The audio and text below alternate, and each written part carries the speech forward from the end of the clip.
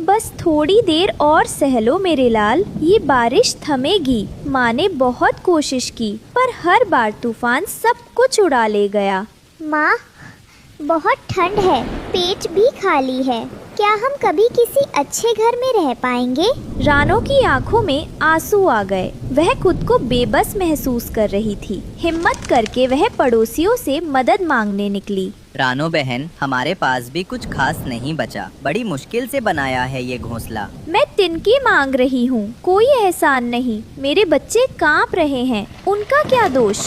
सच कहूँ तो तू हमेशा आखिरी वक्त पर आती है। क्यों नहीं पहले से सोचा? हम सब ने मेहनत की है, तू भी कर। रानो कुछ कहे बिना मुड़ गई। उसकी आंखें भीग गई थीं, शायद बारिश से, शायद अपमान से। दोस्तों, ये रहे हमारी आज की वीडियो के प्यारे सब्सक्राइबर्स और फॉलोअर्स के नाम।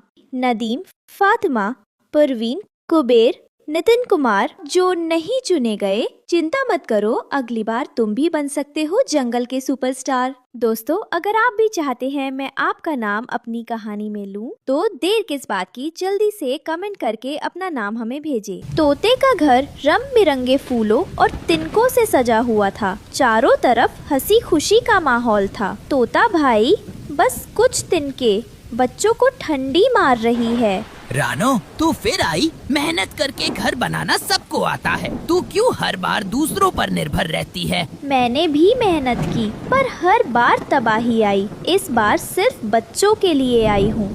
बच्चे तो सबके होते हैं, अब हर कोई तुझे अपना हिस्सा दे, ये कहाँ का न्याय है? रानो फिर चुप रह गई। जवाब में उसका मौन ही सब कुछ कह गया। रानो अब पहुंची जंगल के बुजुर्ग उल्लू दादा के पास। उम्मीद थी कि वे कुछ समझेंगे। दादा, कुछ तिनके दे दीजिए, बच्चे बीमार हो रहे हैं, आप तो सब समझते हैं।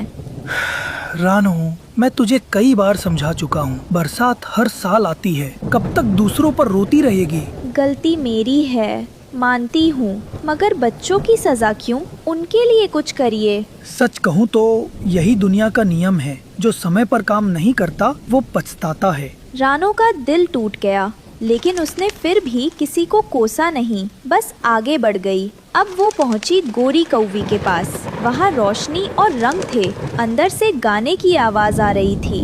गोरी बहन, तिनके नहीं, थोड़ी दया दे दो, बच्चों के लिए आई हूँ। ओहो, फिर से वही नाटक? रानो, हम सब अपनी मेहनत से यहाँ पहुँचे हैं, तू हर बार मुँह उठाकर चली आती है। इस बार बात मेरी नहीं, बच्चों की है। तो अपनी औकात के हिसाब से जी, हमें अपनी खुशियाँ खराब नहीं करनी। दरवाजा बंद हो गया। रानो चुपचाप लौटने लगी। तभी झाड़ियों में से आवाज आई, अरे रानो, बड़ी हालत खराब है, चलो मेरे लिए दाना चुगलाओ, मैं एक कोना दे दूंगा घोंसले का। दर्द का मजाक मत बना कालू, भगवान सब देखता है। वह वहाँ से चली गई। अगली सुबह जंगल भीग चुका था। रानो थककर एक पुराने गुलाब के पौधे के पास बैठ गई। हे मालिक, अब तुझी से आस है, तूने दिया तो सब कुछ मिल सकता है। तभी पौधे से हल्की रोशनी निकली, गुलाब की पत्तियाँ हिलने लगीं। रानो, तेरी सच्चाई ने मुझे जगा दिया है। तू मेरे फूलों और पत्तियों से अपना घर बना ले, मैं तुझे हमेशा छुपाऊंगा। गुलाब, तुम बोल सकते हो? सचमुच? हाँ, जब दिल साफ हो तो कुदरत खुद बोलती है। ले, ये मेरा तोहफा है। रानो ने कांपते हाथों से फूलों और पत्तियों को इकट्ठा किया। देखते ही देखते वहाँ एक खूबसूरत गुलाबी घर बन गया, महकता हुआ, मजबूत और गर्माहट भरा।